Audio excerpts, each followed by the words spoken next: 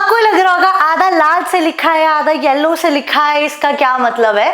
तो let me talk about personality कि ये जो वर्ड है वो आया है परसोना से। सो परसोना क्या होता है? जैसे वो नहीं होता मुखौटा आपने मुंह पे लगा लिया और जब आप एक्टिंग करते हो तो जैसे आप मतलब जैसे कुछ हमारे एक्टर्स ऐसे इंडस्ट्री में जिनको अगर नेगेटिव रोल ही दिया जाता है कि ये तो भाई बंदा नेगेटिव रोल ही करेगा, तो वो उस तरीके से एक्टिंग करता है। तो उस टाइम पे रोमन थिएटर्स में पर्सोना जो है it was a word for a mask जो आप अपने चेहरे पे लगा लेते हो। ओके, तो हमारा नेक्स्ट टॉपिक काफी ज्यादा इंटरेस्टिंग है जिसमें हम western perspective versus Indian perspective को स्टडी करने वाले हैं। तो हमें पता है कि इंडिया का कल्चर और वेस्टर्न कल्चर्स एकदम ही अलग अलग थॉट प्रोसेसेस हैं, एकदम अलग अलग तरीके से फंक्शन करते हैं। तो अगर हम इंडिया का एग्जाम्पल लें तो इंडिया जैसी कंट्रीज में क्या होता है, एक इंडिविजुअल बेचारा छोटा सा बच्चा जीने की कोशिश करता है, उसको जीने नहीं देते। क्यों? क्योंकि उनका जो ग्रुप है, उनकी जो सोसाइटी है, वो जरूरत से ज्यादा उस बच्चे की जान के पीछे पड़ जाते हैं। बच्चा कुछ भी करे, इंडिविजुअल कुछ भी करे, सोसाइटी को उसमें घुसने का है। तुम्हारे नंबर आए कि नहीं आए आपको बताना पड़ेगा।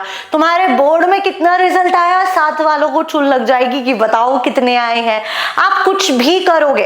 अब जैसे अगर मैं वेस्टर्न कल्चर्स की बात करूं उसमें इंडिविजुअल और ग्रुप अलग अलग होता है। इंडिविजुअल जो मर्जी करे, ग्रुप को फर्क ही नहीं पड़ रहा है, राइट? तो कहीं ना कहीं इंडियन कल्चर्स अच्छे भी हैं और बुरे भी हैं और वेस्टर्न कल्चर्स में भी एडवांटेजेस एंड डिसएडवांटेजेस है। तो लेट्स अंडरस्टैंड। अब वेस्टर्न कल्चर में क्या होता है, एक इंडिविजुअल की अपनी लाइफ होती है, क्लियर डाइकोटमीज होती है, क्लियर बाउंड्रीज होती है, बट एक ग्रुप में कोई भी चीज जो होती है वो अलग रहती है। मतलब ये ग्रुप इंडिविजुअल को बहुत ज्यादा इन्फ्लुएंस नहीं करेगा, जो उसका मन करता है वो कर सकता है, राइट? अब जैसे आप मैरिजेस को ही कंपेयर कर लो, जो वेस्टर्न मैरिजेस होती है उसमें मुझे पता चला कि अगर आप जैसे यहाँ तो इंडिया में तो खुली दारू चलती है, जितना मर्जी बिल आए वो आपने ही पे करना है। वेस्टर्न में सिर्फ एक शॉट फ्री होता है, बाकी आपने खुद पे करने होते हैं। तो मेरी एक स्टूडेंट थी, शी टोल्ड मी दैट अगर ऐसा कुछ होता है तो वो बड़े खुश हो रहे थे फॉरेनर्स इंडियन वेडिंग में आके, ओ फ्री की दारू एंड स्टफ, बिकॉज वहां पे एवरीथिंग इज प्री डिसाइडेड।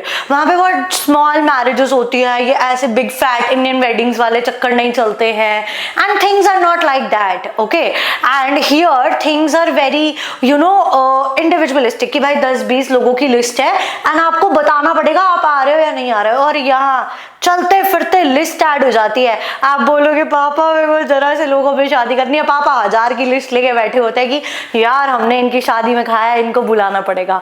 तो इस केस में क्या होता है, हमारा माइंडसेट भी उस तरीके से होता है। अब हम जो है we are a product of our society in the sense कि जैसा समाज चलता है हमें वैसा ही करना होता है, जैसी चीजें हो रही होती है हमें उसी थॉट प्रोसेस के हिसाब से चलना होता है।